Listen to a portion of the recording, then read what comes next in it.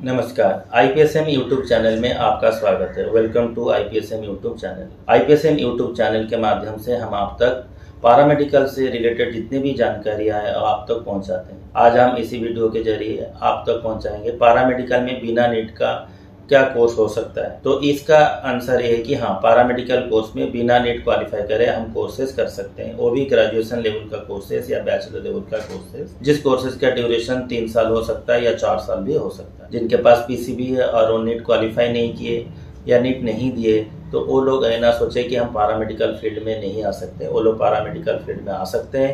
Paramedical के लिए अभी कोई भी नीट अनिवार्य नहीं किया गया है, तो पैरामेडिकल में हम एडमिशन ले सकते हैं कोई भी ग्रेजुएशन या बीएससी लेवल कोर्सेज में। कई बीएससी लेवल कोर्सेज होता है जैसे कि मेडिकल लैब टेक्नोलॉजी, जिसको बीएससी को हम बोलते हैं बीएमएलटी, जो कि 3 साल का है। उसके लिए 10+2 साइंस होना चाहिए। इनका जो रोल होता है वो होता है पैथोलॉजी का काम करना है, ब्लड कलेक्शन, ब्लड सैंपलिंग करना, ब्लड टेस्ट करना, ये सारे आता है मेडिकल लैब टेक्नोलॉजी में। सेकेंड में आ रहा है आपका रेडियोलॉजी या रेडियो इमेजिंग टेक्नोलॉजी। ग्रेजुएशन का हम बोलते हैं BRIT, bachelor in radio imaging technology, जो कि 3 साल का कोर्स है और इसके लिए 10+2 साइंस होना चाहिए। और इसको हम बिना नीट के भी कर सकते हैं और इसमें जो लोग एक्सरे, सिटी स्कैन और एमआरआई जो है वो कर सकते हैं। फिर आता है ऑपरेशन थिएटर टेक्नोलॉजी, जिसको हम बोलते हैं OTT। बैचलर करेंगे तो बोलेंगे BOTT या BSc in operation theatre technology. इसका ड्यूरेशन 3 साल का है और इसको करने के लिए हमें 10+2 साइंस होना चाहिए। फिर हम चौथे में आएंगे, देखेंगे तो ऑप्टोमेट्री। ऑप्टोमेट्री जो आई से रिलेटेड है, जो आई टेस्ट करते हैं या लेंसेज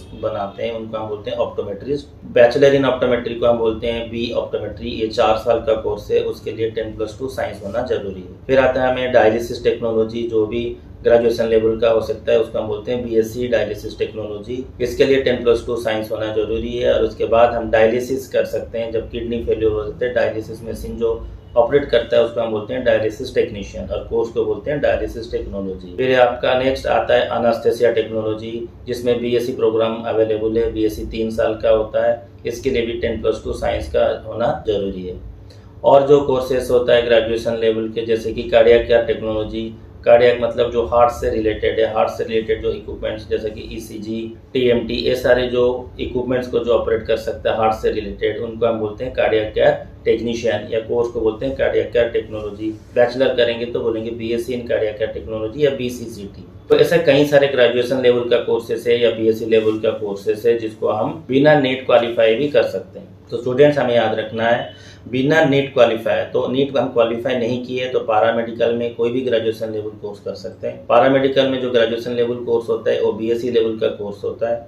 तो इसमें कोर्सेज जो होता है वो 3 साल भी हो सकता है या 4 साल भी हो सकता है। वो डिपेंड करता है कि कौन सा कोर्स हम कर रहे हैं। कई कोर्सेज है जो 4 साल का है, कई कोर्सेज जो है वो 3 साल का है। और हर कोर्सेज के लिए साइंस होना जरूरी है। साइंस का भी 2 स्ट्रीम आता है, PCM और PCB। कई कोर्सेज है जिसमें साइंस का कोई भी स्ट्रीम का स्टूडेंट्स कर सकता है, लेकिन कई कोर्सेज है जिसको साइंस का सिर्फ PCB जिनके पास है, यानी कि फिजिक्स, केमिस्ट्री, बायोलॉजी जिनके पास है वही कर सकते हैं।